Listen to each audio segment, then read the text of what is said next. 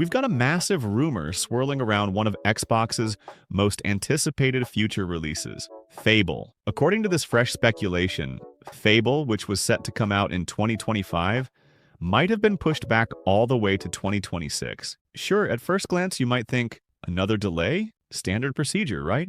Polishing the game? Maybe refining that comedic British fantasy vibe that Fable is known for. But the rumors say something far more intriguing. It might be because Microsoft is planning a simultaneous launch on PlayStation. Yes, you heard that correctly, on PlayStation. The rumor mill starts spinning. So, let's break this down. Word on the street is that Playground Games, the studio handling Fable, will take this extra time not just for a better final product, but to also ensure that the game arrives day one on PC, Xbox, and PlayStation 5. If this is true, it's a giant shakeup in Microsoft's strategy. For a long time, people have been speculating that the Xbox console might be on its way out, gradually morphing into more of a services ecosystem rather than a traditional console platform. We've already seen signs. Microsoft has been snapping up studios left and right. Bethesda, Activision Blizzard, smaller but still relevant development houses. The plan appears to be, we own a ton of IPs. Now let's put them everywhere. We'll rake in sales from all sides and recoup our massive investments. In other words, instead of forcing players to buy an Xbox console, they might just publish to the biggest possible audience. Because in their eyes, a PlayStation gamer's money is just as good as an Xbox gamer's money. A few months ago, industry journalist Jeff Grubb mentioned that a high-profile Microsoft title, initially pegged for 2025, might slip to 2026. Many people guessed it was a new Gears of War, but now the finger is pointing squarely at Fable. Another insider, Nate the Hate, claimed that until December, Fable was still on track for 2025. Then, bam! Something changed. And now the popular interpretation is that the devs need extra time to finish the PlayStation 5 version so they can align all releases simultaneously. Why the fuss? Because if Microsoft truly does a day one release of an Xbox exclusive on PlayStation, that's a colossal step away from the old console war mentality. It pushes the notion that Xbox is no longer a single platform, but more like a third-party publisher akin to EA, Ubisoft, or, you guessed it, Activision, which they just purchased. This means no more, you have to own the new Xbox to play Fable. Instead, you could just pick up a PS5 and still get your Fable-filled fix on launch day. Is this the end of Xbox consoles? Let's get real. If these exclusives keep popping up on PlayStation, what's the point of buying an Xbox console? Microsoft's already hammered home the idea that your TV, your PC, your phone, they're all Xbox devices through the magic of cloud gaming and subscription services. Now imagine a scenario where every single big Xbox game also launches on PS5. If that day arrives, why would the average consumer pay for a Series X or Series S? Some say it's great for gamers. More choice, more freedom, bigger audience. But from a competition standpoint, it can be dangerous. If the actual Xbox hardware flounders, Sony might run unopposed as the only major dedicated console brand. Sure, there's always Nintendo, but they're kind of off doing their own magical thing. The real question is, does eliminating the need to buy an Xbox console lead to a future where Microsoft is just another publisher, and the console space is effectively dominated by one or two players? The nagging question of competition. Competition often fuels innovation. Without someone challenging Sony's hardware supremacy, do we risk seeing complacency set in? If Sony is unchallenged, will they slow down on upgrading console performance or pushing next-gen breakthroughs? After all, the leap from PS4 to PS5 wasn't as gargantuan as some might have hoped. Sure, load times improved, frame rates got smoother, but it wasn't a night and day difference in pure graphics. Now, if the rumored scenario pans out, Fable and potentially other Microsoft first-party titles launching day one on PS5, what's left to keep Microsoft in the hardware race? They might see more immediate revenue from cross-platform sales, but in the long haul, does that decision come back to bite them? Or is it a stroke of genius that frees them from the console war mindset, letting them profit from every platform under the sun? 5. Sneak peek at Fable. Let's talk about Fable itself for a moment. Some of the glimpses we've had showed a whimsical world, comedic undertones, and the potential for that classic Fable spirit. Quirky British humor, moral choices, and a blend of fantasy with tongue-in-cheek narrative. Playground Games is known for Forza Horizon,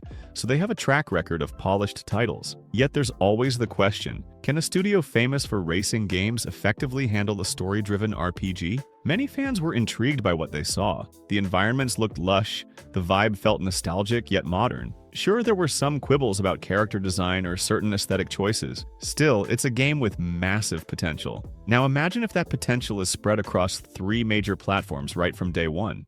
That's huge for those who only own a PlayStation. They'd get immediate access to a beloved Xbox franchise that used to be gated off. From a consumer standpoint, that's definitely a pro. But wait, there's more to the story. Game Pass. This subscription service has been Xbox's golden goose for years. It's a major selling point for owning an Xbox console.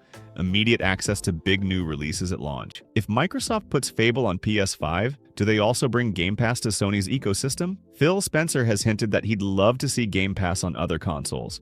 If that happened, it would be the final nail in the coffin for the notion of Xbox as a console. Because truly, once you can subscribe to Game Pass on a PlayStation, what reason is left to buy an Xbox? That's precisely the scenario that has some longtime Xbox fans worried. They see the brand losing its unique identity, morphing into an app you can install on any device. Meanwhile, the hardware itself, the console called Xbox, becomes redundant. Sure, niche fans might still get it for brand loyalty or because they prefer the interface, but the mass market would have less incentive. Of course, from Microsoft's perspective, this might just be a brilliant financial decision. If they sell 1 million copies of Fable on PlayStation, that's 1 million times $60 or $70 straight into Microsoft's pockets. The same goes for franchises like Indiana Jones, Doom, Forza, and future entries in the Bethesda or Activision Blizzard catalog. More platforms, more sales, more profit. They're playing a different game, one less about beating Sony in hardware sales and more about becoming the biggest content owner in gaming. If they do that effectively, they no longer need to sweat over how many Series X units they sell. They'll rake in cash from PC players, Switch players, if such ports happen, or from the rumored Switch 2,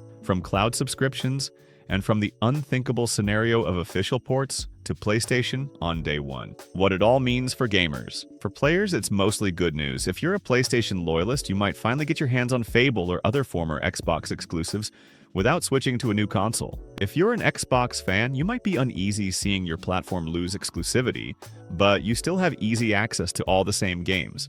Plus, you're not forced into any cross-platform compromise. If you're a PC gamer, you already benefit from Microsoft's push to release everything on Windows anyway. The potential downside is the possibility of less hardware competition. If Xbox consoles fade away, Sony might become too comfortable in the console market. Then again, maybe the real fight will shift to services, with Sony developing its own robust subscription platform to rival Game Pass, spurred on by Microsoft's expansions. Competition could continue, just in a different form.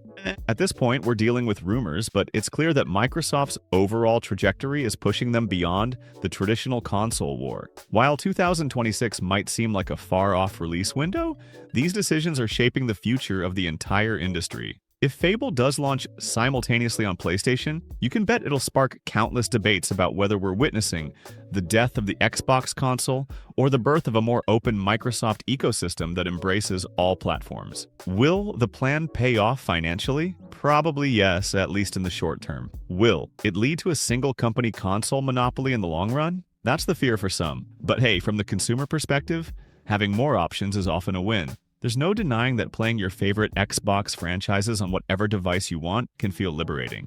For now, all we can do is watch how Microsoft moves its chess pieces. With each acquisition, each release, and each rumor, we get a clearer picture. They're not interested in the old my console versus your console narrative. They want to be the content king.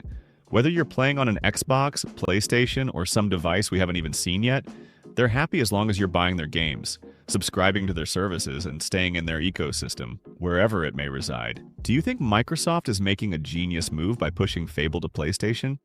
Or is it the final blow to the once proud Xbox console brand? Are you excited to see Fable possibly come out on PS5, or worried about a future with less competition in the console market? Share your thoughts below, and as always, thanks for tuning in.